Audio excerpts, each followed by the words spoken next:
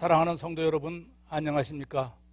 오늘도 건강과 새 아침을 허락하신 하나님께 감사를 드리며 호세아 제5강 사마리아의 송아지와 타작마당의 이스라엘을 호세아 8장 9장을 통하여 말씀을 묵상하도록 하겠습니다.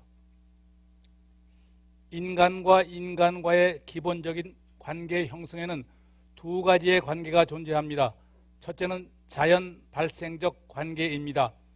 부모와 자녀와의 관계처럼 자신의 의지와 선택에 관계없이 이루어지는 인간 관계를 말합니다.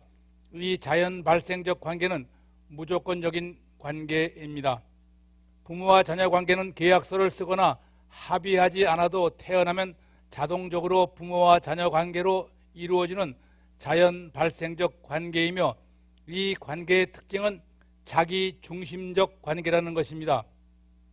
자식은 부모에게 무한정한 희생을 요구하며 부모는 자신을 희생하며 모든 것을 채워줍니다. 관계를 끊고 싶다고 끊을 수 있는 관계가 아닙니다. 서로에게 희생과 책임이 있지만 전제되거나 절대적인 것은 아닙니다. 두 번째는 언약적 관계입니다. 서로의 약속과 헌신에 따라 이루어지는 관계이며, 그 대표적인 관계가 부부의 관계입니다. 부부는 서로 사랑하기에 서로를 돌보며 서로에 대한 헌신과 책임이 전제되며, 약속한 헌신과 책임을 잃게 되면 그 관계는 깨어지게 됩니다. 이 언약적 관계는 조건적인 관계입니다. 여기서 우리가 유의할 점은, 언약적 관계를 자연 발생적 관계로 오해하면 조건적 관계가 무조건적 관계로 인식되어 헌신과 책임은 사라지고 상대방의 희생과 책임만을 강요하게 되므로 그 관계는 불행한 관계로 이어질 수밖에 없습니다. 즉, 언약적 관계인 부부 관계를 자연 발생적 관계로 오해하면 사랑과 헌신 대신 폭력과 착취만 남게 될 것입니다. 하나님과 이스라엘 관계는 자연 발생적 관계가 아니라 언약적 관계에 기초를 두고 있습니다. 애굽에서 종살이하던 이스라엘은 하나님의 은혜로 출애굽한 후 시내산에서 여호와는 이스라엘의 하나님이시며 이스라엘은 하나님의 백성으로 언약을 맺었습니다. 그러므로 신앙 또한 자연 발생적 관계가 아니라 하나님과의 언약적 관계임을 알아야 합니다. 신앙은 개별적으로 하나님과 언약의 관계에 들어가는 관계이며, 사랑과 책임, 은혜와 순종이 전제되는 조건적 관계입니다. 이스라엘은 이 언약적 관계를 자연 발생적 관계로 오해함으로써 하나님의 선민으로 태어나기만 하면 자동적으로 하나님의 사랑과 은혜, 희생과 보호하심을 받는 것으로 착각하고 말았습니다. 그리하여 그들이 믿는 여호와 하나님은 무조건 이스라엘을 사랑해야 하며 그들이 잘하거나 잘못하거나 무조건 용서해 주시고 축복해 주셔야 한다고 생각했습니다. 그 결과로 만들어낸 것인 바로 사마리아의 송아지 우상인 것이며 오늘날의 기복 신앙인 것입니다. 송아지는 인간을 위해 끊임없이 수고하고 희생하는 가축입니다. 자신의 살도, 자신의 가죽도, 뼈도, 내장도, 심지어는 자신의 배설물까지도 인간에게 주며 죽어갑니다. 철저하게 자신의 모든 것을 내어주며 희생하는 가축입니다. 이스라엘이 바라는 신앙은 하나님도 송아지처럼 자신들을 위해 모든 것을 내어주며 희생하고 돌보아주고 축복해 주어야 한다고 생각합니다. 이 땅에서 풍요하고 번영할 수 있도록 축복해야 한다고 믿습니다. 원래 하나님을 믿는 신앙은 두 돌비 신앙, 곧 거룩입니다. 하나님 앞에서 거룩이냐 아니면 번영이냐 하는 문제는 이스라엘이 가나안에 들어와 직면했던 가장 중요한 문제가 되었습니다. 하나님께서 이스라엘을 택하시고 언약을 맺은 것은 거룩한 하나님의 백성이 되어 하나님의 축복을 온 세상에 전하는 것이었습니다. 그러나 이스라엘은 하나님의 사랑을 송아지 우상으로 바꾸고 온갖 죄악을 저지르면서도 하나님은 그들을 사랑하시고 축복해 주셔야 한다고 부르짖습니다. 현대 기독교의 문제는 사마리아 송아지 우상, 곧 기복 신앙입니다. 세상에서 번영과 복을 받기 위한 종교로 전락하여 회개와 구원과는 관계없는 오직 은혜, 오직 사랑, 오직 축복만을 구하는 기복 신앙으로 넘치게 된 것입니다. 오늘 우리는 우리의 신앙이 거룩을 향한 바른 신앙인지 세상의 부유를 구하는 기복 신앙인지 다시 한번 살펴보아야 할 것입니다. 이스라엘의 지도자들과 백성들은 하나님을 송아지 우상으로 만들어 놓고 그 우상에 절하며 자신들의 신앙을 정당화하며 하나님의 희생과 축복을 강요합니다. 나는 내 몸을 더럽히지 아니하였습니다. 나는 바알의 뒤를 따르지 아니하였습니다. 나는 여호와를 부르며 여호와께 제사를 드렸습니다. 그러므로 하나님께서 우리에게 은혜와 축복을 내려주셔야 합니다라고 강권합니다. 여호와 하나님과 이스라엘의 갈등은 우리에게 무엇을 보여주는가? 오늘 우리의 신앙은 이스라엘의 신앙과 무엇이 다른가? 하나님을 섬긴다고 하면서 이스라엘과 같이 송아지 우상을 섬기는 것은 아닌가? 호세아 8장 1절부터 14절까지 함께 봉독합니다. 제8장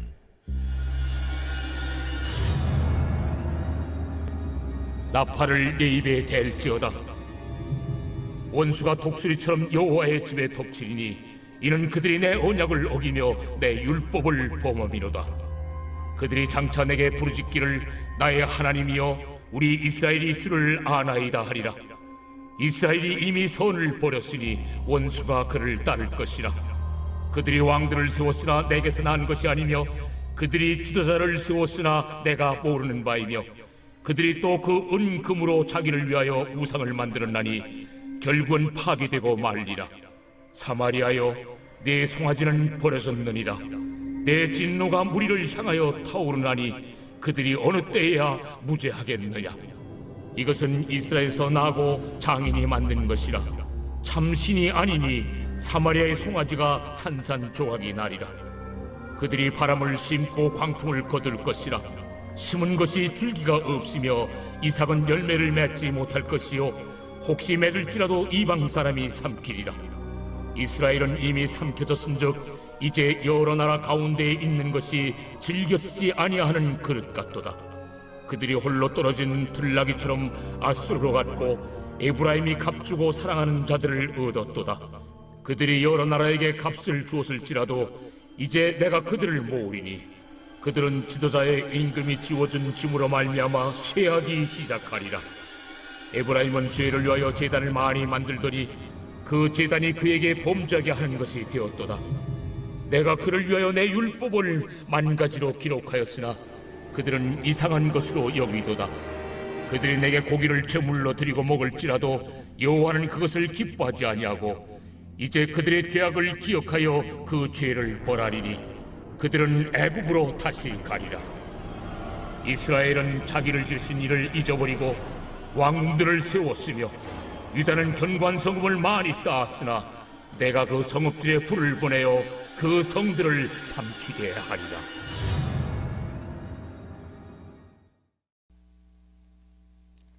호세아 8장 1절 말씀입니다. 나팔을 내 입에 댈지어다. 원수가 독수리처럼 여호와의 집에 덮치리니 이는 그들이 내 언약을 어기며 내 율법을 범함이로다. 전쟁을 알리는 나팔 소리가 울리리라. 원수가 여호와의 집을 덮치리라.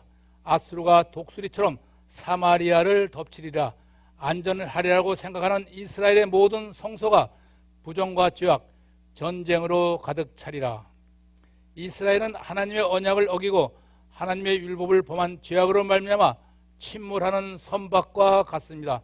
침몰하는 선박 안에 갇혀있는 이스라엘은 빠져나올 수 있는 길을 찾으라는 하나님의 경고의 말씀입니다.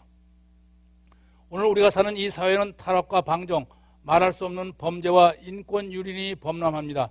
왜 이런 일이 일어나는 것인가? 어떻게 하면 이 위기에서 벗어날 수 있는 것인가?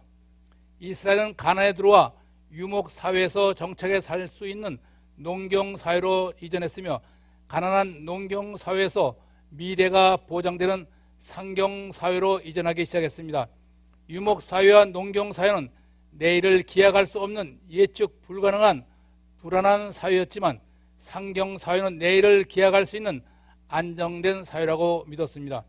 이스라엘은 자신들의 미래에 대한 안정을 위해 두로와 엘랏을 이용한 국제 통상으로 막대한 부를 축적하기 시작했습니다. 그러나 시대에 따라 사람의 마음은 달라집니다.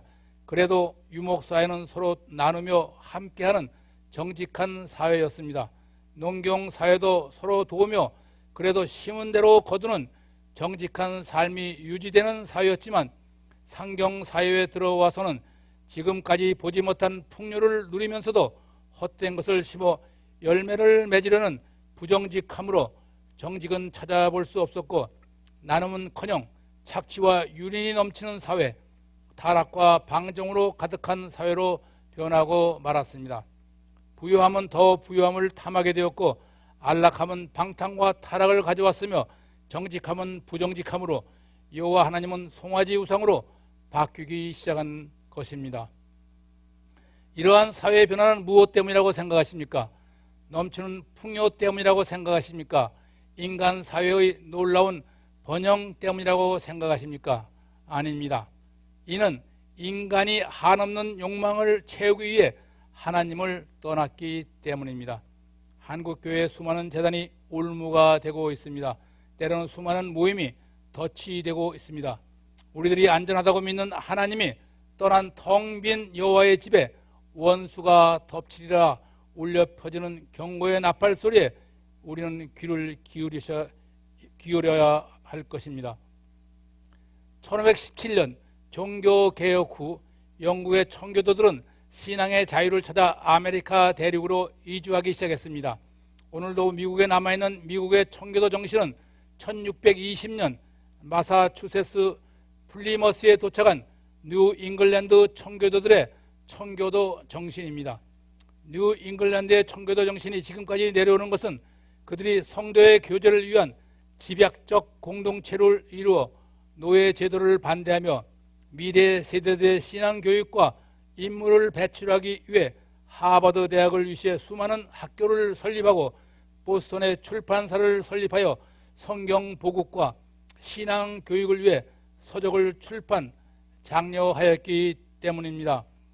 그들의 예배는 처음으로 설교 중심의 예배로 전환하여 말씀의 계시적 이해에 치중함으로써 말씀 중심의 예배와 말씀에 준하는 삶을 통해 성경적 자기 보존과 성경적 자기 사회 보존에 힘을 기울였습니다. 곧 세속적 죄의 지배를 받지 않는 성령 안에서의 일치와 교제로 자유의 삶을 추구하였기 때문입니다. 미국 대각성 운동의 선교자들은 모두 뉴 잉글랜드 청교도 출신이며 남북 전쟁 당시 북군의 지휘관들은 대부분 청교도 출신의 목회자들이었습니다. 그에 앞서 13년 앞서 1607년 버지니아의 제임스 타운에 도착한 버지니아 청교도가 미국 최초의 청교도임에도 불구하고 미국에서 그들의 청교도 정신이 사라진 원인은 무엇일까? 버지니아 청교도는 주일 예배 의무화, 성서 주일 엄수, 성경 공부 장려, 기도 생활 철저, 성찬식 준수, 원주민 선교의 열정, 간음과 사치 엄금, 가난한 자에 대한 구제의 열심이었던 청교도들이었습니다. 그럼에도 불구하고 버지니아 청교도들은 아메리카의 꿈을 이루고 부를 축적하기 위해 광활한 토지에 담배를 재배하여 유럽에 수출하는 데 심혈을 기울였습니다. 이를 위해 사유지를 독점, 노예 제도를 도입하였으며 공동체 교제의 부재와 개인주의를 불러오게 되었으며 남성적 종교관과 지배적 가치관으로 도박 등 타락에 빠지게 되었으며 이로 인해 성경적 자기 보존과 성경적 자기 사회 보존에 실패함으로써 교회 안의 신앙과 교회 밖의 삶의 불일치를 가져왔으며 신앙교육과 미래 세대의 인물 배치에 실패하게 말았으며 청교도 정신은 사라지고 말았던 것입니다. 주님은 말씀하셨습니다. 너희가 하나님과 재물을 겸하여 섬기지 못하리라. 마태복음 6장 24절의 말씀입니다. 며칠 전에 일어난 이태원 참사 소식을 들으면서 얼마나 마음이 무겁고 안타까웠습니까? 오늘 이 참사를 기억하면서 부모된 우리가 미래 세대를 위해 짊어져야 할 짐이 무엇인가를 다시 한번 짚어보아야 할 것입니다. 호세아 8장 2절 3절 말씀입니다. 그들이 장차 내게 부르짖기를 나의 하나님이여 우리 이스라엘이 주를 아나이다 하리라. 이스라엘이 이미 손을 버렸으니 원수가 그를 따를 것이라. 입으로만 하나님을 사랑하는 이스라엘, 지식으로만 하나님을 안다고 하는 이스라엘, 그들의 실상은 하나님을 떠났으며 말씀을 버렸으므로 원수가 그들의 뒤를 따를 것입니다. 주일 예배마다 고백하는 사도신경, 진실함이 없는 신앙 고백은 생명력이 없습니다. 우리의 예배와 기도가 하나님 나라의 보험이 될 수 없으며 하나님 나라에 들어가는 비자가 될 수 없습니다. 하나님을 버리고 말씀을 버린 백성들에게는 사탄이 뒤따라 덮침을 알아야 합니다. 호세아 8장 4절 말씀입니다. 그들이 왕을 세웠으나 내게서 난 것이 아니며 그들이 지도자를 세웠으나 내가 모르는 바이며 그들이 또 은금으로 자기를 위하여 우상을 만들었나니 결국은 파괴되고 말리라. 우리가 공부한 호세아 1장의 표제를 보면 호세아는 이스라엘에 대해 말씀을 선포하는 북이스라엘의 선지자로서 그 시대를 논하면서 남유다의 왕들을 열거하면서도 북이스라엘의 왕은 여로보암을 제외하고는 어떤 왕도 열거하지 않고 있습니다. 이는 하나님께서 여로보암 2세 이후 30년 동안에 즉위한 5왕조의 6명의 왕을 인정하지 않았기 때문입니다. 하나님께서 인정하지 않은 왕과 지도자들은 모두 왕의 찬탈과 반역으로 권력을 잡은 사람들이었습니다. 그들은 특히 은금으로 신상을 만들었으며 심지어 금으로 만든 송아지를 여호와 하나님이라 부르며 제사를 드렸습니다. 북이스라엘의 처음 왕인 여로보암 1세는 하나님으로부터 다윗과 같은 똑같은 언약을 받고 사마리아의 북이스라엘을 세웠으나 그곳에는 예루살렘 성전이 없었습니다. 절기 때마다 예루살렘을 찾는 백성들을 막을 수 없었던 여로보암은 북이스라엘의 북쪽 단과 남쪽 베델에 금 송아지를 만들어 이를 여호와 하나님이라 일컬으며 북이스라엘 백성들을 예루살렘이 아닌 단과 베델에서 하나님께 제사를 드리도록 강권했습니다. 단지 자신의 정치적 야심 때문에 여로보암 1세는 하나님이 다윗에게 언약하신 그 나라가 영원하리라는 똑같은 언약을 버리고 나라를 세운 지 209년 만에 아수르에 멸망당하고 말았습니다. 그들이 만든 물질, 권력, 성공, 쾌락의 우상은 파괴되리라. 하나님은 백성들에게 아첨하며 듣기 좋은 소리만 하는 지도자들, 하나님의 축복으로 우상을 만들어 섬기며 자신과 백성들을 몰락으로 이끄는 지도자들의 야망은 결국 파괴되리라고 말씀하십니다. 여러분, 하나님께서 부르셔서 이 자리에 오셨습니까?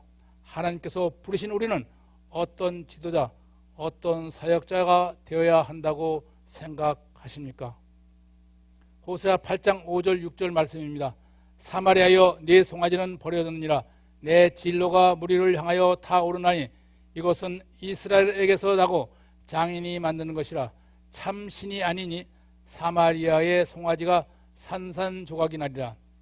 원래 사마리아에는 금 송아지 우상이 없습니다. 이것은 단과 베델에 세운 금 송아지 우상을 말하며 곧 이스라엘 전체의 우상인 금 송아지를 말하는 것입니다. 금 송아지 신앙은 하나님을 교회 안에, 예배 안에, 설교 안에만 제한하고 삶에서는 자기 멋대로 사는 신앙입니다. 하나님을 교회 안에 가두고 교회 안에서만 의로운 모습으로 예배를 드리고 기도하며 교회 밖에서는 이방인으로 사는 교인들을 말하는 것입니다. 하나님의 전능하심을 인간의 손안으로 제한하고 자신들은 무한한 번영과 자유, 쾌락을 누리고자 합니다. 그리하면서 죽어가는 이 사회를 하나님에게 책임을 돌립니다. 하나님은 이러한 신앙과 자신들이 얻은 세상적 번영과 방종은 산산조각이 나리라고 말씀하십니다. 때로는 혼자서 성경책 펴놓고 테이프 들으면서 예배하며 기도하는 온라인 신앙 생활도 좋지만 가능하면 신앙의 동료, 신앙의 선배, 신앙의 지도자들과 함께 말씀을 나누며 때로는 내 삶이 간섭을 받으며 신앙생활을 하는 것이 하나님의 기쁨이며 신앙 성숙에 도움이 됨을 기억하시기 바랍니다. 호세아 8장 7절 말씀입니다. 그들이 바람을 심고 광풍을 거둘 것이라. 심은 것이 줄기가 없으며 이삭은 열매를 맺지 못할 것이요 혹시 맺을지라도 이방 사람이 삼키리라. 현대 기독교인들은 설교를 들으면서 자기의 마음에 맞는 설교만 좋아하고 그런 설교만 듣는 경우가 많습니다. 목회자들이 마음을 찌르는 설교를 하면 마치 자기를 저격하는 설교인 양 목사님에게 노여움을 느끼는 성도들도 간혹 계심을 보게 됩니다. 그래서인지 호세아나 아모스 본문을 가지고 설교하시는 목사님을 보기가 쉽지 않습니다. 좋은 소리만 듣기 원하는 신앙, 이 신앙이 바로 송아지 신앙입니다. 송아지 우상은 항상 웃음을 띠고 있으며 자기 앞에 나온 사람들에게 화를 내거나 잘못을 질책하는 일이 없습니다. 그저 그 밤에 얼굴을 대거나 머리를 만져주면 그만입니다. 신앙생활이 얼마나 쉽고 편안합니까? 송아지 신앙은 열심히 심고 거둬도 껍데기뿐입니다. 마치 바람을 심고 광풍을 거두는 것과 같습니다. 하나님의 전능하심을 인간의 손안으로 제한하고 자신들은 무한한 번영과 자유, 쾌락을 누리고자 합니다. 이삭이 열매를 맺지 못하는 것 같이 속이 텅 빈 신앙이며 혹 열매를 맺을지라도 아말렉, 암몬, 아람족이 틈틈이 노리고 있다가 수확철에 들어와 탈취해 갑니다. 여러분, 우리의 신앙은 어떠합니까? 호세아의 저격 설교를 들으면서 무엇을 느끼십니까? 많은 기독교인들이 심치 않은 기복 신앙은 송아지 우상의 산물이며 이단입니다. 강풍에 휘말려 아무것도 남지 않는 껍데기 신앙임을 알아야 합니다. 한국에만 이단 종파들이 55개가 넘는 실정입니다. 특히 한국 기독교의 심장을 파고드는 신천지, 통일교, 하나님의 교회, 구원파 등 이단 종교에 빠지지 말아야 합니다. 예수님은 이 거짓 선지자들을 사탄이라고 말씀하셨습니다. 이단에 빠지는 원인은 40%가 하나님의 말씀인 성경을 잘 모르기 때문이라고 전문가들은 말합니다. 이단에 빠지지 않으려면 성경 말씀을 바로 알아야 합니다. 호세아 8장 8절로 9절 말씀입니다. 이스라엘은 이미 삼켜졌은즉 이제 여러 나라 가운데에 있는 즐겨 쓰지 않는 그릇 같도다. 그들이 홀로 떨어진 들나귀처럼 아수르로 갔고 에브라임이 값주고 사랑하는 자들을 얻었도다. 세상에는 수많은 그릇이 있습니다. 질그릇도 있고 사기 그릇도 있고 천한 그릇도 있고 귀한 그릇도 있습니다. 값이 싼 그릇도 있고 값이 비싼 그릇도 있습니다. 일회용 그릇도 있고 평생 쓰지도 않으면서 찬장에 가둬놓는 그릇도 있습니다. 주님이 쓰시는 그릇은 어떤 그릇일까? 주님은 바울을 향해 자신의 이름을 이방인과 이스라엘 자손들에게 전하기 위해 택한 나의 그릇이라고 말씀하십니다. 우리는 주님께서 쓰시는 주님이 택한 그릇이어야 합니다. 주님이 원하시는 보배를 담는 그릇이어야 합니다. 주님이 택하는 그릇, 주님이 원하시는 보배를 담은 그릇은 어떤 그릇일까? 이스라엘은 하나님이 쓰시고자 택한 그릇이었지만 이를 거부하고 하나님이 원하시는 보배들을 그 그릇에 담지 않았습니다. 자기 중심적인 송아지 신앙, 하나님보다는 세상의 물질과 자신의 권력에 의지하는 신앙, 말씀과 순종이 없는 종교적 열심의 신앙, 교만하고 정직하지 못한 삶은 하나님께서 즐겨 쓰시지 않는 더러운 그릇입니다. 하나님은 불결하거나 우상에게 제물을 드리던 그릇은 즐겨 쓰지 않을 뿐만 아니라 깨뜨려 버리십니다. 에레미야 19장에 보면 하나님은 이스라엘 백성들과 제사장들이 예루살렘 문 곁에 있는 흰놈의 골짜기에서 우상에게 인신 제사를 드리기 위해 고기와 기름을 담아온 옹기를 바닥에 내리쳐 깨뜨려 버리십니다. 우리는 그릇에 주님이 원하시는 보배를 담아야 합니다. 그렇지 않으면 주님은 그 그릇을 깨뜨려 버릴 것입니다. 하나님께서 쓰시지 않고 버리던 그릇은 홀로 방황하는 들나귀 같이 만족함이 없이 이 교회 저 교회로 돌아다닙니다. 교만한 성도는 참된 믿음의 친구가 없고 사랑이 없다, 말씀이 시원치 않다고 불평합니다. 이는 주님이 쓰시지 않는 깨진 그릇임을 알아야 할 것입니다. 더럽고 깨진 그릇은 돈을 주고 창녀를 사는 남자와 같습니다. 이스라엘은 막대한 조공을 주고 아수르를 얻었으나 그 아수르는 이스라엘이 도움을 청할 때 이스라엘을 배반한 창녀가 되므로 이스라엘은 막대한 돈만 잃고 허탈감과 절망에 빠지게 됩니다. 정욕에 못 이겨 홀로 방황하는 들나귀처럼 광야를 떠놀며 헤매게 됩니다. 여러분의 그릇은 주님께서 쓰시기에 깨끗합니까? 주님께서 기뻐하시는 보배들을 담고 계십니까? 자신을 알아주는 성도가 없다고 불평하는 깨진 그릇은 아닌가 다시 한번 생각해 보시기 바랍니다. 호세아 8장 10절 말씀입니다. 그들이 여러 나라에 값을 주었을지라도 이제 내가 그들을 모으리니 그들의 지도자와 그들의 임금이 지어진 짐으로 말미암아 쇠하기 시작하리라. 백성들로부터 막대한 세금을 징수하여 아수르의 막대한 조공을 바쳐 안전을 유지하려는 이스라엘의 지도자들, 창녀에게 돈만 낭비하고 진정한 사랑을 받지 못한 이스라엘, 결국 송아지 신앙은 백성들 간의 갈등과 빈곤으로 이스라엘 전체를 몰락하게 만들었습니다. 거짓 선지자나 거짓 지도자들은 하나님이 부르지도 않았는데 하나님이 부르셨다고 말합니다. 꿈을 꾸지 않았는데 환상을 보았다고 말합니다. 말씀이 없으면 꿈을 꾸게 되고 개꿈에 붙들리게 됩니다. 말씀을 주지 않았는데 예언을 합니다. 하나님의 말씀을 자신의 생각에 맞게 왜곡되게 변질시켜 선포합니다. 아니, 자신의 말과 생각을 하나님의 말씀으로 선포합니다. 주님은 하늘로 가심을 본 그대로 오시리라 말씀하셨습니다. 사도행전 1장 11절 말씀입니다. 그런데 여자의 몸에서 태어난 인간이 어떻게 재림의 주라고 주장할 수 있겠습니까? 우리는 속지 말아야 할 것입니다. 호세아 8장 12절 말씀입니다. 에브라임이 죄를 위하여 제단을 많이 만들더니 그 제단이 그에게 범죄하는 것이 되었도다.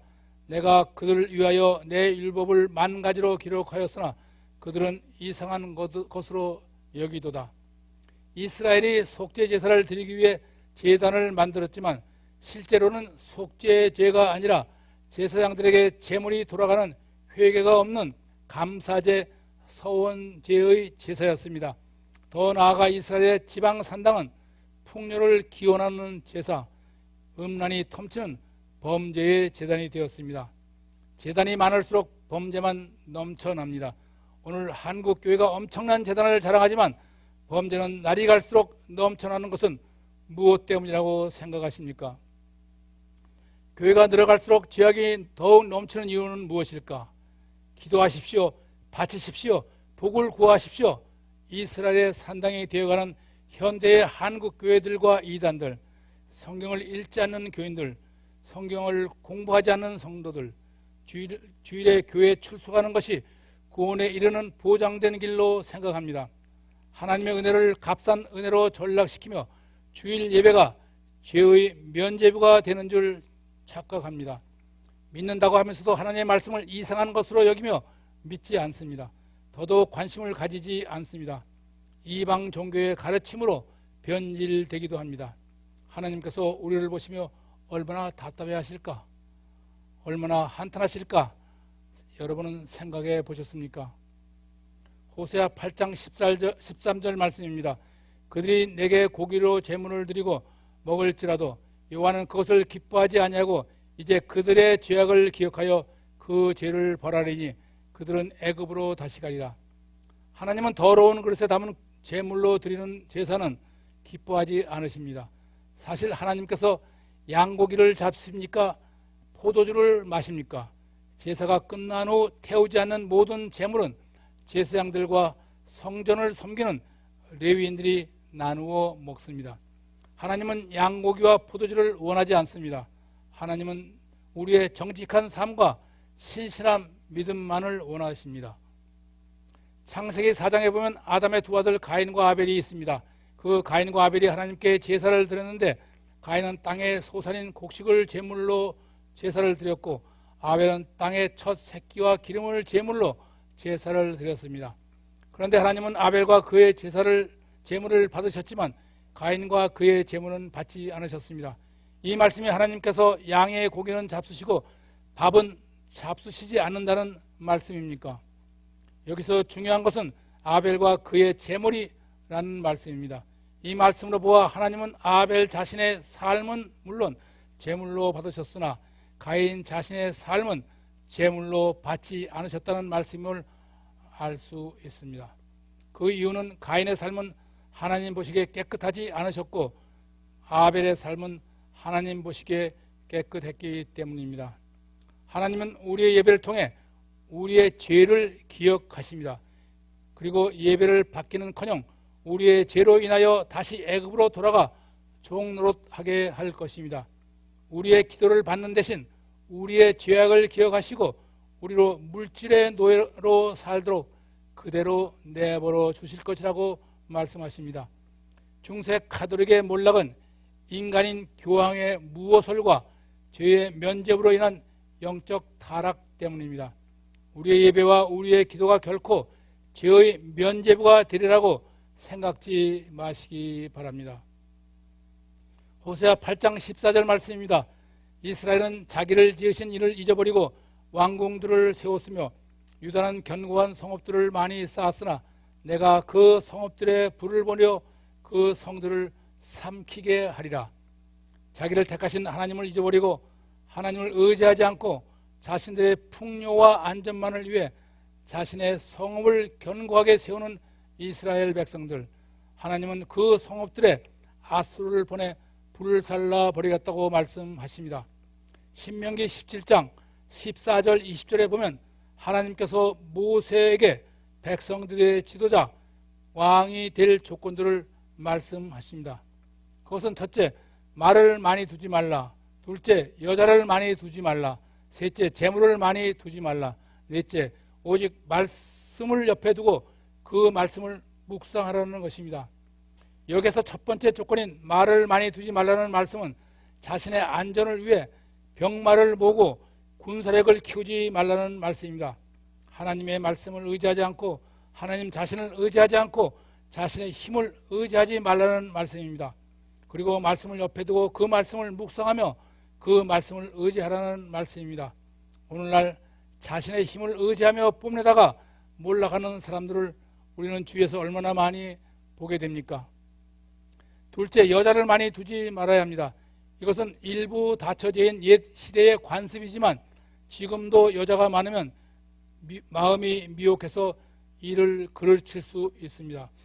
성경에는 히스기야 왕과 개혁의 선구자인 요시야 왕과 같이 하나님께서 귀하게 쓰신 왕들의 아들들이 우상을 섬기며 포악하여 하나님 앞에 범죄하며 나라를 몰락으로 이끈 왕들이 있습니다. 이스라엘의 왕들이 즉위할 때 그 왕들의 이름 바로 아래에는 그 왕들의 친모의 이름이 함께 열거되는 것을 볼 수 있습니다. 그 대부분이 이방 여인의 이름으로 이는 하나님께 쓰임받던 왕들이 말년에 남은 삶을 즐기기 위해 후처를 두었는데 주로 이방의 여인들이었으며 이방 여인들로부터 난 아들이 친어머니를 따라 우상을 섬기며 자랐기 때문입니다. 셋째, 재물을 많이 두지 말아야 합니다. 재물이 많으면 부패하기 쉽고 타락하기 쉽습니다. 요즘 고위 공직자들이 몰락하는 것은 자신을 위해 불법적으로 재물을 모은 사례가 대부분임을 볼 수 있습니다. 넷째, 오직 말씀을 옆에 두고 그 말씀을 주야로 묵상해야 합니다. 특히 이 네 번째 조건이 가장 중요한 조건입니다. 이것이 백성들의 지도자가 반드시 갖춰야 할 덕목입니다. 통일 왕국의 솔로몬 왕이 하나님의 지혜를 얻었음에도 말년에 통일 왕국이 몰락하고 남북으로 분열된 원인도 결국 솔로몬이 수많은 병마를 모으고 여자를 많이 두었으며 재물을 쌓아 쾌락을 즐기며 그 자신 더욱 교만하여 하나님의 말씀을 멀리하고 지키지 않았기 때문입니다. 호세아 9장 1절로 17절 말씀을 함께 봉독합니다. 제 9장.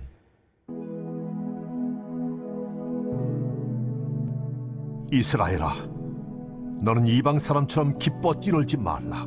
내가 음행하여 내 하나님을 떠나고 각 타작마당에서 음행의 값을 좋아하였느니라. 타작마당이나 술틀이 그들을 기르지 못할 것이며 새 포도주도 떨어질 것이요 그들은 여호와의 땅에 거주하지 못하며 에브라임은 애굽으로 다시 가고 아수르에서 더러운 것을 먹을 것이니라. 그들은 여호와께 포도주를 부어드리지 못하며 여호와께서 기뻐하시는 바도 되지 못할 것이라. 그들의 재물은 애곡하는 자의 떡과 같아서 그것을 먹는 자는 더러워지나니 그들의 떡은 자기의 먹기에만 소용될 뿐이라 여호와의 집에 드릴 것이 아님이니라. 너희는 명절날과 여호와의 절기의 날에 무엇을 하겠느냐? 보라, 그들이 멸망을 피하여 갈지라도 애굽은 그들을 모으고 노브는 그들을 장사하리니 그들의 은은 귀한 것이나 찔레가 덮을 것이요 그들의 장막 안에는 가시덩굴이 퍼지리라. 형벌의 날이 이르렀고 보응의 날이 온 것을 이스라엘이 알지라. 선지자가 어리석었고 신에 감동하는 자가 미쳤나니 이는 내 죄악이 많고 내 원한이 큼이니라.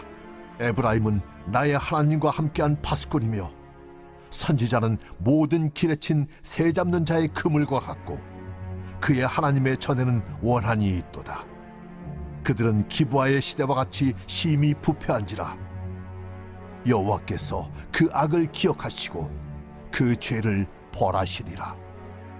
옛적에 내가 이스라엘을 만나기를 광야에서 포도를 만남같이 하였으며 너희 조상들을 보기를 무화과 나무에서 처음 맺힌 첫 열매를 봄같이 하였거늘 그들이 바알 부올에 가서 부끄러운 우상에게 몸을 들이므로 저희가 사랑하는 우상같이 가증하여졌도다. 에브라임의 영광이 새같이 날아가리니 해산하는 것이나 아이 베는 것이나 임신하는 것이 없으리라. 혹 그들이 자식을 기를지라도 내가 그 자식을 없애하여 한 사람도 남기지 아니할 것이라. 내가 그들을 떠나는 때에는 그들에게 화가 미치리로다. 내가 보건대 에브라임은 아름다운 곳에 심긴 두로와 같으나 그 자식들을 살인한 자에게로 끌어내리로다. 여호와여, 그들에게 주소서. 무엇을 주시려 하나이까? 아이 베지 못하는 태와 젖없는 유방을 주시옵소서. 그들의 모든 악이 길갈에 있으므로 내가 거기에서 그들을 미워하였노라. 그들의 행위가 악함으로 내 집에서 그들을 쫓아내고 다시는 사랑하지 아니하리라. 그들의 지도자들은 다 반역한 자니라. 에브라임은 매를 맞아 그 뿌리가 말라 열매를 맺지 못하나니 비록 아이를 낳을지라도 내가 그 사랑하는 태의 열매를 죽이리라. 그들이 듣지 아니하므로 내 하나님이 그들을 버리시리니 그들이 여러 나라 가운데 떠도는 자가 되리라. 한때 한국에 동양난 붐이 있었습니다. 비싸고 귀한 난을 집에서 기르며 즐거워합니다. 때로는 귀한 선물로 쓰이기도 합니다.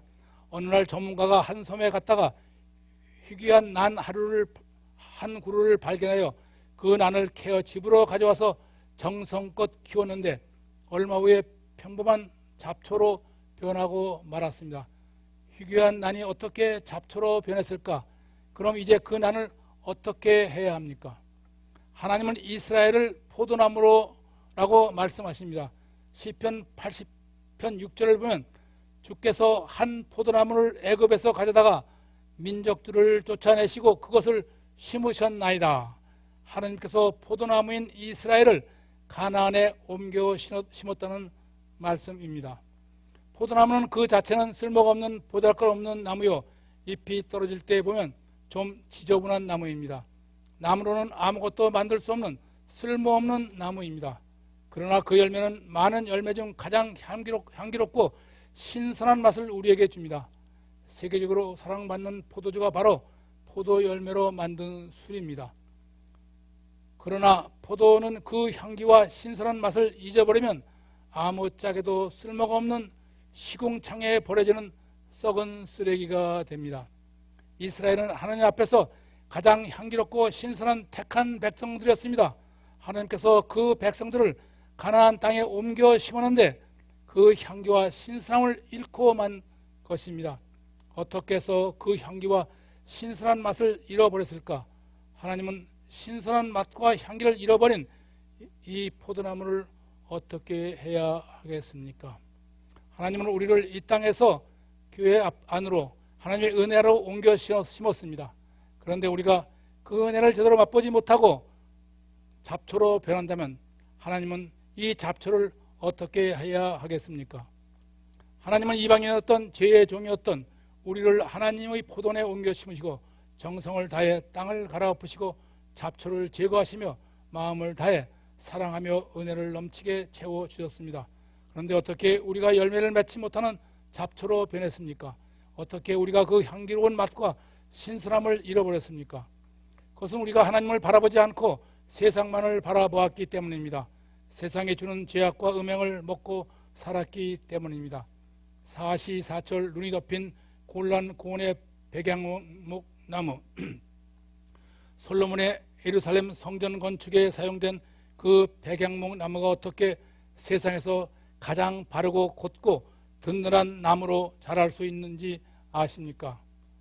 차가운 고통 속에서도 햇빛만 바라보며 하나님이 주시는 이슬만 먹고 자라기 때문임을 아십니까? 호세아 9장 1절 말씀입니다. 이스라엘아 너는 이방 사람처럼 기뻐 뛰노지 말라. 내가 음행하여 네 하나님을 떠나고 각 타작 마당에서 음행의 값을 좋아하였느니라.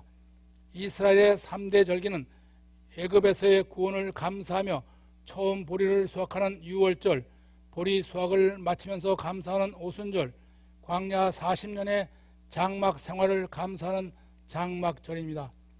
이스라엘 타작마당은 하나님의 구원을 추수와 연결, 감사하는 절기를 타작마당에 비유합니다. 그런데 감사하는 절기에 이 타작마당에서 무슨 일이 일어나는 것인지 아십니까?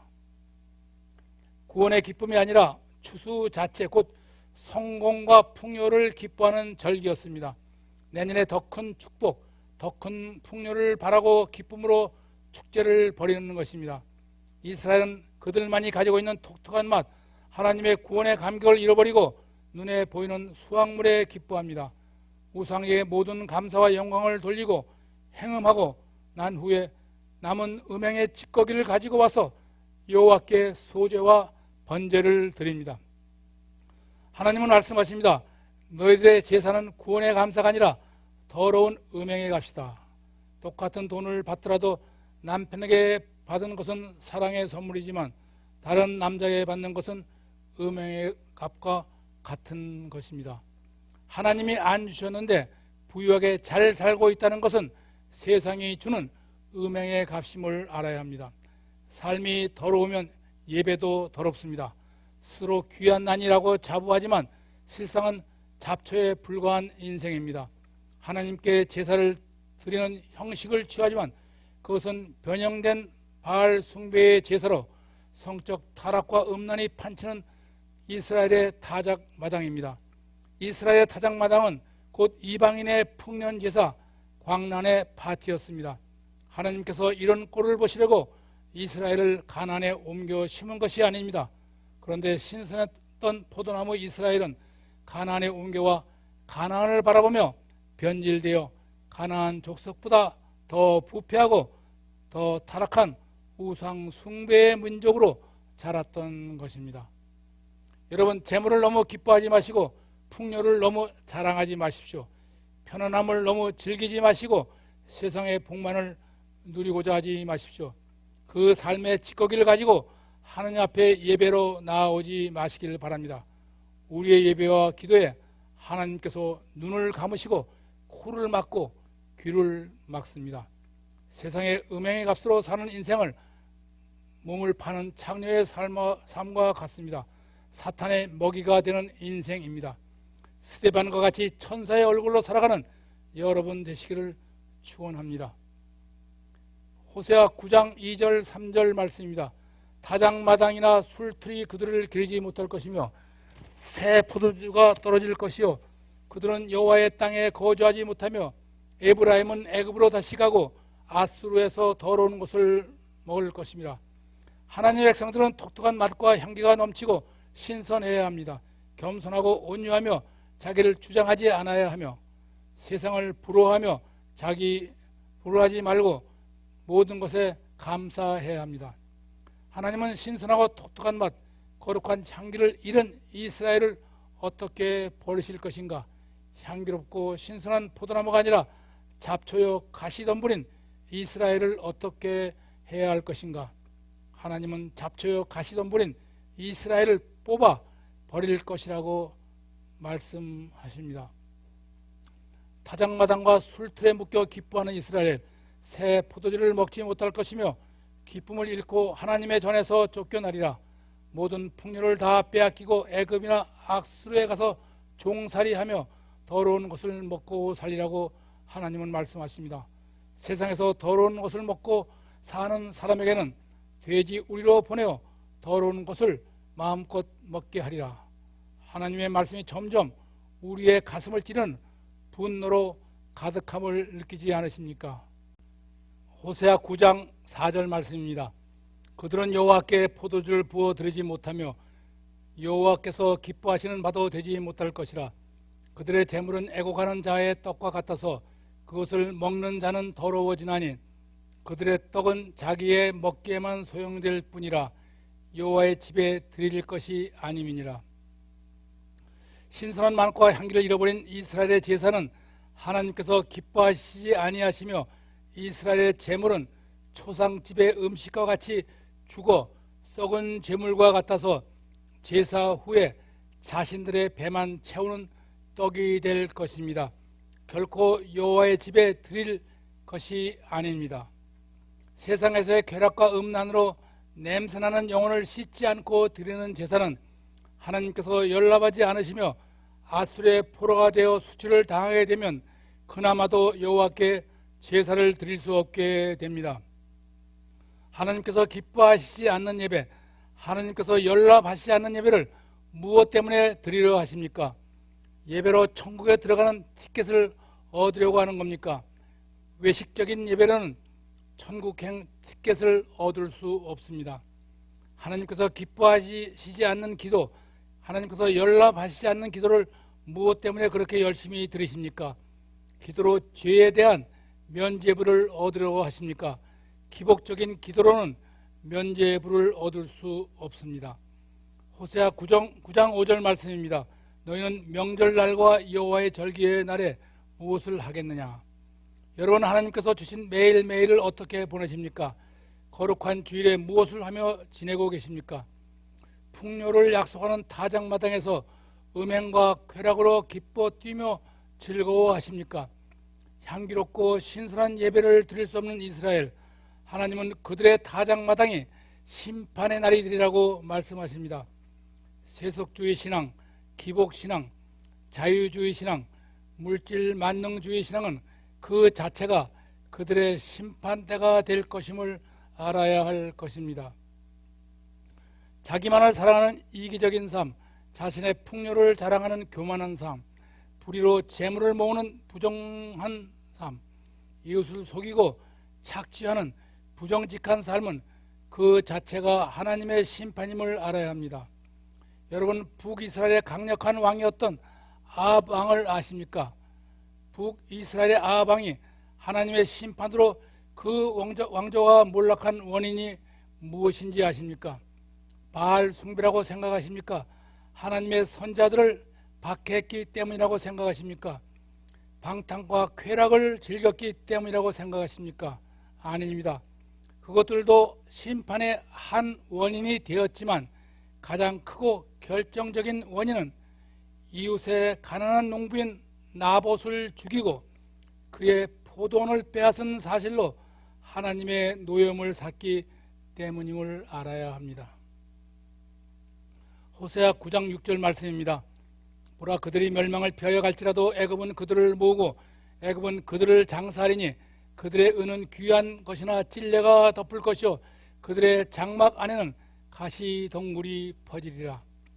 재물과 풍요를 모아 애굽으로 갈지라도 애굽은 그들을 노예로 삼으며 죽여 장사할 것이며 금은을 모아 다시 출애굽한 일은 없을 것이라고 하나님은 말씀하십니다.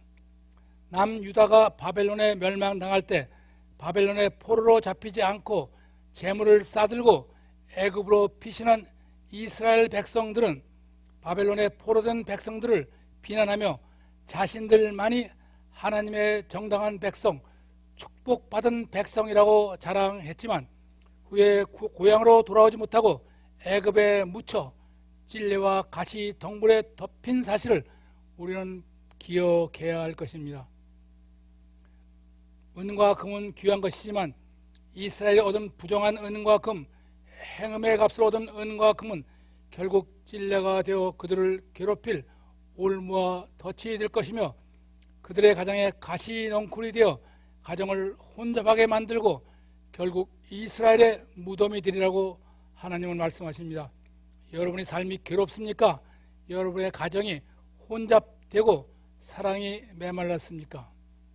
예루살렘 양문 곁에 베세다 연못에서 예수님의 말씀으로 자신의 38년 동안 더러워진 그 자리를 털고 일어서 카이로스의 삶을 산 안전뱅이 병자처럼 우리도 우리의 죄로 찌든 더러운 자리를 털어버리고 일어나 하나님을 향해 하나님의 은혜와 말씀 안에서 회복의 삶, 카이로스의 삶을 살아가야 할 것입니다.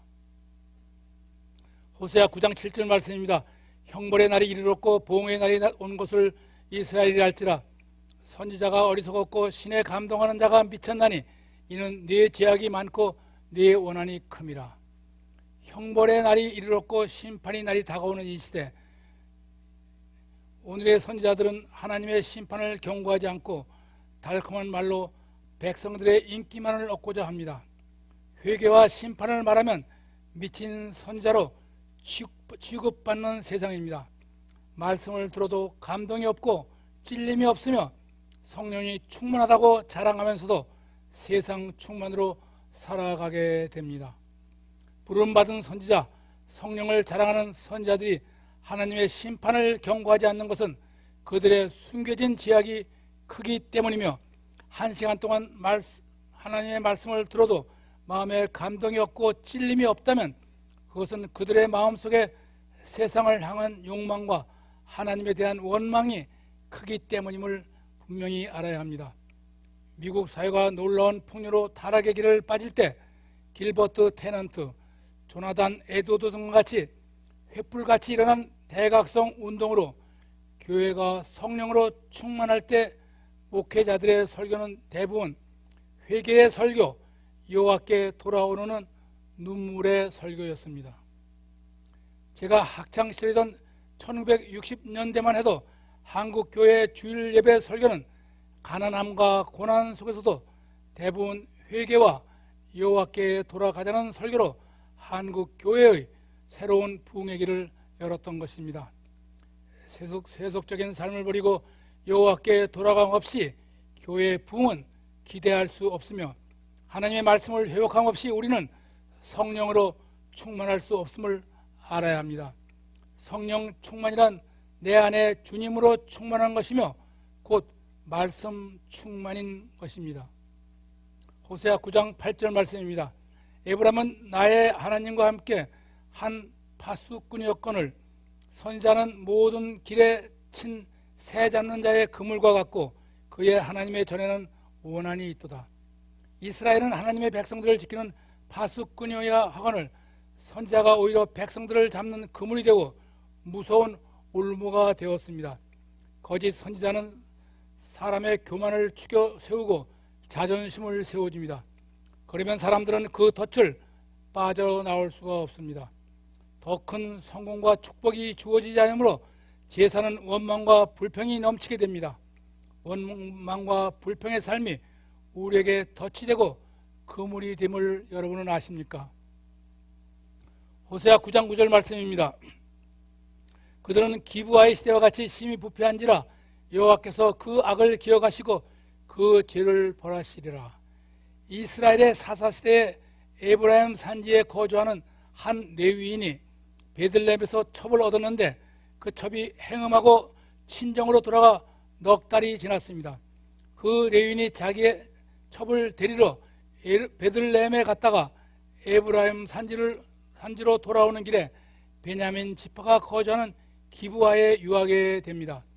그 밤에 기브아의 동성애자인 불량배들이 그 집에 찾아와 그 레위인과 상관하겠다고 레위인을 끌어내려고 하자 그 집 주인이 말렸으나 끝내 말을 듣지 않자 레위인의 첩을 그들에게 내어 주었습니다. 그 불량배들이 밤새도록 그 첩을 능욕하였고 새벽에 그 첩을 놓아 주었습니다. 동틀 때 그 여인이 집문 앞에 죽어있는 것을 본 레위인이 그 시체를 나귀에 싣고 자기의 집으로 돌아와 시체를 12덩이로 나누고 그것을 이스라엘 12지파에게 보냈습니다. 이 일로 인해 베냐민 지파와 11지파 사이에 전쟁이 일어났는데 이를 시민전쟁이라 부르며 이 전쟁에 깔린 이스라엘의 부패와 타락을 가리켜 기브아 시대라고 말합니다. 이 전쟁으로 인해 베냐민 지파는 거의 멸족에 가까운 몰락의 지경에 이르렀으며 이는 하나님께서 기브아의 동성애와 성적 타락에 대한 징계 채찍을 들은 까닭이었습니다. 사사시대의 죄악과 부패와 타락은 사사기의 마지막 21장 25절에 기록된 대로 한마디로 그들이 하나님의 말씀을 청정하지 않고 각자 자기의 소견에 오른 대로 행하였기 때문입니다. 이 말씀이 부패한 사사시대를 한마디로 결론 짓는 말씀입니다. 오늘날 왜 우리 사회에 동성애가 넘친다고 생각하십니까? 왜 이스라엘이 각자 자기의 소견에 오른 대로 행하였다고 말씀하십니까? 그들 안에 왕이 없으므로, 다시 말하면 하나님이 없었기 때문이라고 말씀하십니다. 이 시대는 소돔 고모라의 시대와 같이 동성애가 극심하고 성적 타락이 넘치는 시대가 되었습니다. 이는 우리가 하나님의 말씀을 청정하지 않고 자기의 생각에 옳은 대로 살기 때문임을 알아 교회가 먼저 하나님의 말씀을 청정하고 그 말씀대로 살아가는 삶에 앞장서야 할 것입니다. 우리는 어떻습니까? 하나님의 말씀을 청정하며 살고 있습니까? 아니면 자기의 소견에 옳은 대로 살고 계십니까? 호세아 9장 10절 말씀입니다. 옛적에 내가 이스라엘 만나기를 광야에서 포도를 만난 같이 하였으며 너희 조상들을 보기를 무화과 나무에서 처음 맺힌 첫 열매를 봄같이 하였거늘 그들이 바알보올에 가서 부끄러운 우상에게 몸을 들이므로 저희가 사랑하는 우상같이 가증하였도다. 물 없는 광야에서 향기롭고 신선한 포도를 만나면 그 기쁨이 어떻겠습니까? 가을에 추수한 포도가 다 떨어질 이른 봄에 무화과 나무의 첫 열매를 본다면 그 기쁨이 어떠하겠습니까? 하나님은 출애굽한 이스라엘 광야에서 처음 만날 때 마치 포도 열매를 만난 같이 기뻐하셨으며 조상들을 보기를 무화과 나무에서 첫 열매를 봄같이 기뻐하셨다고 말씀하십니다. 하나님은 그 시절을 신혼의 기쁨이 충만한 시절이라고 회고하시며 이스라엘의 사랑과 은혜를 넘치게 베푸셨습니다. 물 없는 사막에서 반석을 쳐 시원한 물을 주셨으며 굶주린 이스라엘에게 만나와 메추라기를 내려주어 배불리 먹게 하셨습니다. 태양의 장렬한 무더운 낮에는 구름 기둥으로 더위를 몰아냈으며 온몸이 얼어붙는 차가운 밤에는 불기둥으로 추위를 몰아내 주셨습니다. 그러나 이스라엘이 광야 40년을 지나 약속의 땅 가나안 입구인 모압에 이르렀을 때 이스라엘은 모압 땅 시딤에서 바알의 제사의 초대를 받고 놀라움을 금치 못했습니다. 그들의 여자들은 오랫동안 씻지도 못하고 그 옷들은 다 헤어져 꼴이 말이 아니었지만 시딤의 여자들은 화장을 진하게 하고 각종 색으로 물들인 고운 옷을 입고 있었습니다. 눈이 뒤집힌 이스라엘 남자들은 바알의 제사에 참여하고 신전 창녀들과 음행을 즐겼습니다. 이 사건이 출애굽한 이스라엘을 신부로 삼은 하나님이 최초로 겪은 신부 이스라엘의 불륜 사건으로 하나님의 마음이 갈기갈기 찢어지는 사건이었습니다. 하나님은 이스라엘의 죄악을 참다 못해 2만 4천여 명을 열병으로 죽는 재앙을 내리셨습니다. 하나님께서 얼마나 노하셨으면 사랑하는 백성들을 그렇게 죽게 하셨겠습니까? 이 사건이 광야 40년의 최초의 바알 숭배와 행음 사건으로, 이 처음 사건이 결국 가나안에서의 사마리아의 송아지 우상과 타작 마당의 축제로 이어가게 된 것임을 알아야 합니다. 우리는 아무리 가벼운 죄악이라도 그 싹을 잘라버려야 합니다. 그렇지 않으면 그 죄악이 우리가 감당할 수 없는 무서운 죄악이 되어 우리로 가증한 삶을 살게 하며 우리를 죽음으로 몰아넣을 것입니다. 많은 사람들이 왜 이 땅에서 가증한 삶을 살아가고 있습니까? 우리가 하나님을 떠나 가증한 우상을 섬길 때 우리 자신이 가증한 우상이 되므로 가증한 삶을 살게 되는 것임을 알아야 합니다. 호세아 9장 11절 12절 말씀입니다. 에브라임의 영광이 새같이 날아가리니 해산하는 것이나 아이 베는 것이나 임신하는 것이 없으리라. 즉 그들이 자식을 기를지라도 내가 그 자식을 없이 하여 한 사람도 남기지 아니할 것이라. 내가 그들을 떠나는 때에는 그들에게 화가 미치리로다. 하나님의 영광이 떠나면 세상의 조롱거리가 되리라. 호세아 7장 말씀입니다. 하나님의 영광이 떠나면 전쟁이 모든 것을 삼키며 노예의 수치를 당하게 되리라. 호세아 8장의 말씀입니다. 하나님의 영광이 떠나면 들나귀와 같이 광야에 떠노는 자가 되리라. 호세아 9장의 말씀입니다. 하나님의 영광이 떠나면 믿음의 자녀들을 다시 보지 못하리라. 어른들을 세도록 끝나는 교회, 믿음의 자녀가 없는 가정은 하나님의 영광이 떠나는 교회요 가정입니다. 부모들이 자녀에게 참된 신앙을 물려줄 생각을 하지 않으면 그 가정에 하나님의 영광이 떠났기 때문임을 알아야 합니다. 하나님의 영광이 떠난 이스라엘 다시 회복되지 아니하리라. 잉태함과 해산이 없으리라. 날아간 새는 다시 돌아오지 않습니다. 하나님의 영광이 떠난 교회와 가정은 예배가 예배되지 못하고 기도가 기도되지 못합니다. 사랑과 평강이 사라지고 미움과 불만만 넘치게 됩니다. 영광이 날아가다란 하나님의 자녀로 입양된 것을 파양하다라는 의미입니다. 호세아 1강에서 이미 말씀드렸지만 하나님의 영광 독사란 하나님의 말씀을 묵상하다, 하나님의 말씀을 깨닫다, 하나님의 말씀을 따라 살다라는 것이며, 이로 인한 하나님의 기쁨을 하나님의 영광이라고 말하는 것입니다. 하나님의 영광이 떠나는 교회는 항상 분쟁과 다툼이 넘치며 말씀보다는 세상의 논리와 힘이 좌우됩니다. 양육 강식과 정글의 법칙이 난무하며 섬김보다는 지배가, 사랑보다는 모함으로 인한 상처가 넘치게 됩니다. 하나님의 영광이 떠난 교회는 주님이 없는 신자들로 가득 차 인간의 소리만 넘치며 자신들만 기뻐하고 자신들만 즐거워하는 친교의 모임으로 전락하고 말게 되는 것을 보게 됩니다. 여러분의 친교 시간에 주로 나누는 대화가 무엇입니까?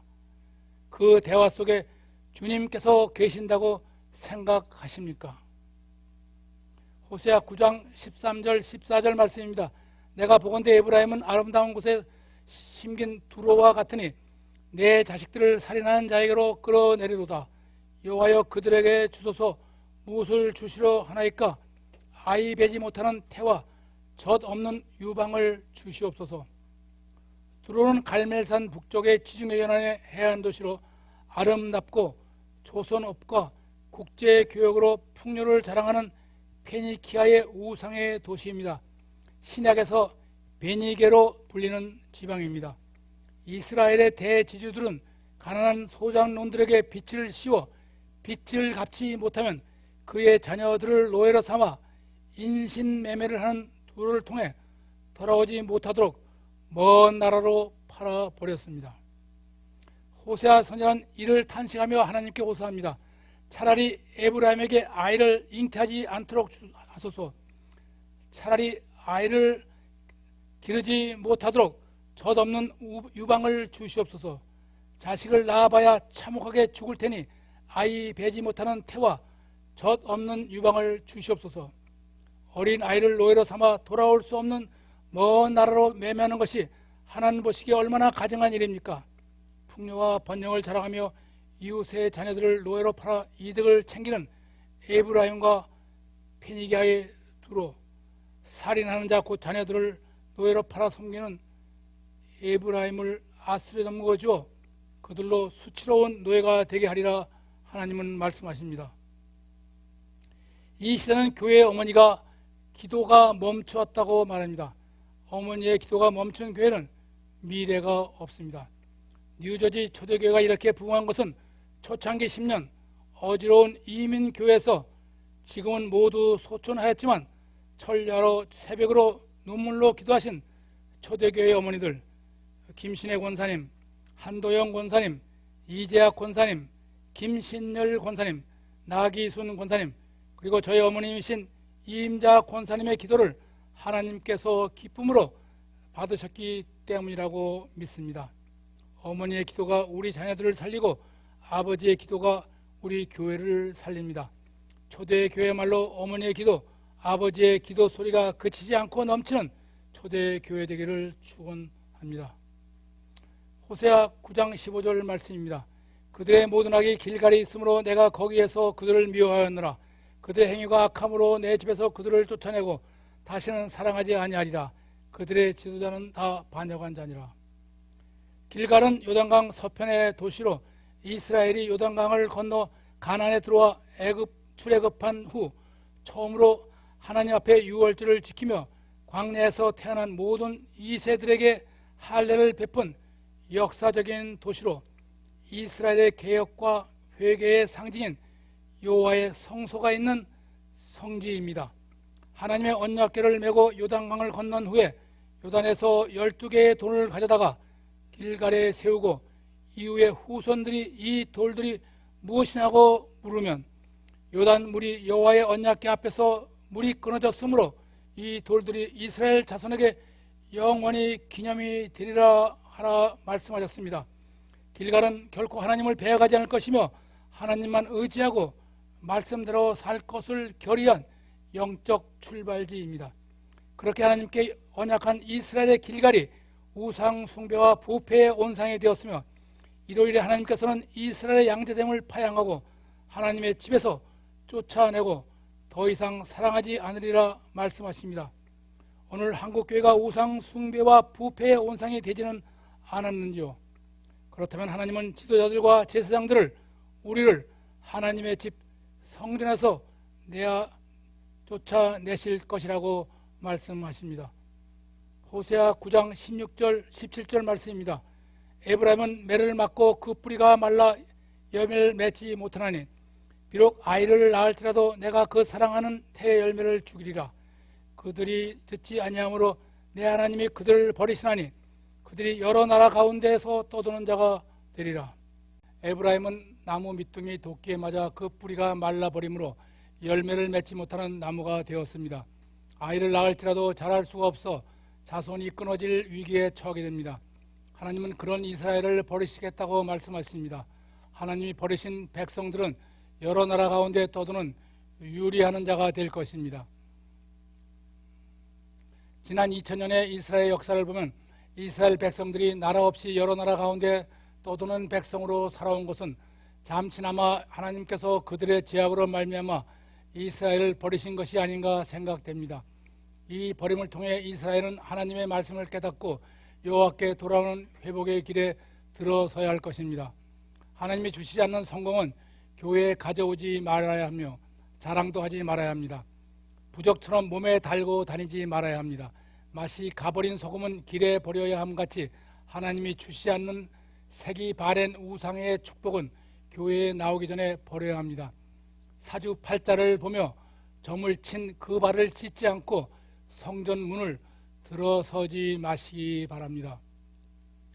힘없고 언약한 사람들을 착취하여 노예로 팔아넘기고 그럼에도 자신의 무죄를 주장하며 하나님의 진노가 자신을 떠났다고 떠들어대는 사이비 종교인 이스라엘, 자신의 욕망과 부요를 위해 여호와 종교의 본질을 변질시킨 뻔뻔함과 가증함이 넘치는 이스라엘, 바른 길을 버리고 이 길 저 길 찾아다니며 몸을 파는 이스라엘, 간에 붙었다 쓸개에 붙었다 하면서 하나님을 버리고 아수르와 애굽으로 달려가는 이스라엘. 이스라엘은 가장 저질에 속한 간음하는 창녀, 몸을 파는 여인이며 몸을 파는 여인들에게 손님을 유혹하는 방법을 가르치는 악덕 포주입니다. 정부에게 자신의 재산 모두를 갈취당하고 자신의 몸마저 망쳐버린 갈데없는 여자, 정부에게 준 선물도 모자라 몸까지 내준 여자 이스라엘, 쓸모가 없게 되자 버림받아 노예시장에 팔려나온 이스라엘, 아수르와 애굽으로부터 혹독한 수치를 당하고 얼굴을 가리고 쫓겨나게 되리라. 하나님의 마음이 얼마나 안타깝고 아프셨을까. 그럼에도 나는 너희를 사랑한다고 절구하며 사랑하는 독생자를 참혹한 십자가에 내어주시는 하나님 아버지, 하나님의 사랑은 어떤 사랑일까? 하나님은 도대체 어떤 분이신가? 그 사랑을 알면 우리의 삶에서 겪는 모든 아픔과 상처를 치유하게 될 것입니다. 인도의 시성 타고르의 기탄잘리, 신에게 바치는 노래의 한 구절을 소개하고자 합니다. 나는 마을길로 이 집 저 집을 구걸하며 다녔습니다. 그때 갑자기 님의 황금마차가 멀리서 마침 꿈처럼 나타났습니다. 나의 희망이 부풀어 오기 시작했습니다. 이제 나의 부르는 끝났다고 생각했습니다. 님이 내게 베풀어 주실 식물과 재화를 기대하며 나는 이미 타고 있는 황금마차를 기다렸습니다. 드디어 황금마차가 내 앞에 멈추어 섰습니다. 님과 시선이 마주치자 님은 미소를 지으며 마차에서 내려오셨습니다. 나는 내 생애 최고의 행운이 다가오고 있음을 느꼈습니다. 그때 느닷없이 님은 손을 내미시고 말씀하셨습니다. 그대는 내게 무엇을 주려고 왔는가? 거지에게 구걸을 하시려고 님이 손을 내미시다니, 그건 얼마나 님다운 농담입니까? 여하튼 나는 얼떨결에서 잠시 멍하니 서 있다가 그제야 내 전대에서 작디 작은 나닷 하나를 꺼내어 님에게 드렸습니다. 그것을 받아든 님은 내게 아무것도 주시지 않고 그냥 떠나버리고 말았습니다. 그러나 그날도 저물어 갈 즈음 바닥으로 내 자루를 털었을 때 그 초라한 누더기 속에서 작디 작은 황금 한 알을 발견하게 될 줄이야. 그때 나의 놀라움과 뉘우침이 얼마나 컸겠습니까? 나는 땅을 치면서 울었습니다.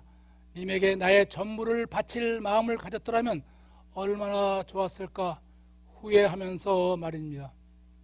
우리가 보는 하늘에는 해도 하나, 달도 하나이지만 바람에 흔들리는 호수에는 해도 여러 개, 달도 여러 개가 떠 있습니다. 우리가 세상에서 하나님을 한 분으로 보지 못하고 수많은 우상을 바라보는 것은 우리 마음의 욕심과 집착 때문입니다.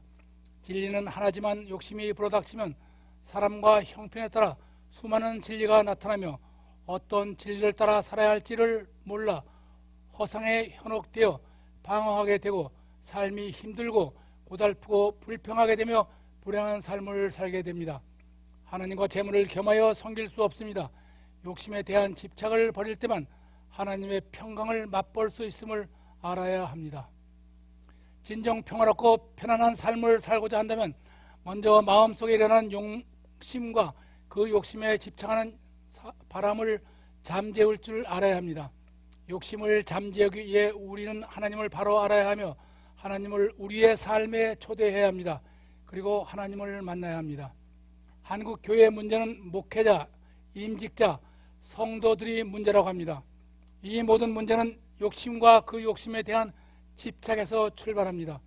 오늘 말씀에 순종하고 기도할 때 우리는 삶을 통해 비전을 이루어갈 수 있으며 이는 하나님께서 우리를 그렇게 만드셨기 때문입니다. 그렇지 않으면 우리는 욕망을 이룰 뿐이며 이 욕망이 우리를 실패로 이끄는 열정적인 세속적인 열정, 무서운 힘이 되고 마는 것입니다. 신앙의 성숙이란 자신을 채우는 것이 아니라 비우는 것입니다. 자신을 올려놓는 것이 아니라 내려놓는 것입니다. 쌓는 것이 아니라 버리는 것입니다. 자신을 나누며 내어주는 것입니다. 주님은 영광스러운 하늘 보좌를 버리셨습니다. 주님은 낮고 천한 이 땅에 자신을 육신으로 내려놓으셨습니다. 주님은 가난한 자, 연약한 자들과 자신을 나누셨습니다. 주님은 우리를 위해 저주의 십자가에 자신을 내어주셨습니다. 이 주님의 삶이 우리가 닮아야 할 주님의 성품이며 우리가 살아가야 할 삶의 본이 되시는 주님의 삶인 것을 알아 주님을 따라 주님을 배우는 주님의 제자들로 살아가야 할 것입니다. 누구나 자신의 인생에는 잃어버린 시간과 회복의 시간이 존재합니다. 영적 치유란 자신의 잃어버린 시간을 회복의 시간으로 바꾸는 것을 의미합니다.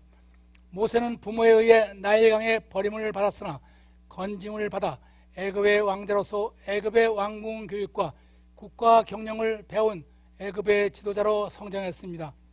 40세의 한창의 나이에 사람을 죽이고 자기 한 목숨을 지키기 위해 광야로 숨어들어 40년 동안 불타는 사막 메마른 광야에서 이드로의 양을 치며 살았습니다. 아무도 만날 수 없는 광야에 숨어 사는 그에게 40년의 삶은 진정 잃어버린 시간이었습니다. 광야 40년 목동의 삶, 처가살이, 고독과 절망의 삶에서 어떻게 하나님의 사람으로 우뚝 설 수 있었는가? 아무리 부르짖어도 대답 없인 하나님, 지팡이에 의지하며 자신의 한 몸을 지탱해왔던 모세, 점점 노쇠가는 자신의 육신 속에서 그는 무엇을 깨달았다고 생각하십니까? 이방인 노예의 아들에서 제국의 왕자로 당대 최고의 학문에서 고독한 광야의 목동으로 애굽의 최고의 지도자에서 도망자로 살아온 모세의 역설적인 삶 속에서 광야 40년의 삶은 어떤 의미가 있는가? 그가 40년의 마지막에 불이 붙었으나 불타지 않는 떨기나무에서 하나님을 만남으로 그의 잃어버린 40년의 시간이 회복의 시간으로 바뀌게 된 근거는 무엇인가? 애굽의 왕자로서 부지의 권력을 가졌던 그는 그가 하나님 앞에서 썸씽이라 생각했지만 노전에 자신의 몸조차 마음대로 제어할 수 없으며 지팡이에 자신의 몸을 의탁할 수 없게 되었을 때 모세는 자신이 하나님 앞에서 나싱임을 깨닫게 되었습니다. 광야 40년 동안 하나님은 모세를 썸씽인 모세를 나싱으로 바꾸어 놓으셨습니다.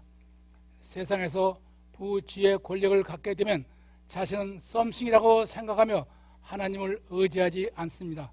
하나님을 의지하고자 하는 사람은 자신을 부인하고 자신을 나싱이라고 생각하는 사람만이 가능합니다. 하나님은 그런 사람을 자신의 그릇으로 사용할 것입니다. 그것이 모세의 잃어버린 40년의 시간을 회복의 시간이 되게 한 근거였음을 알아야 합니다.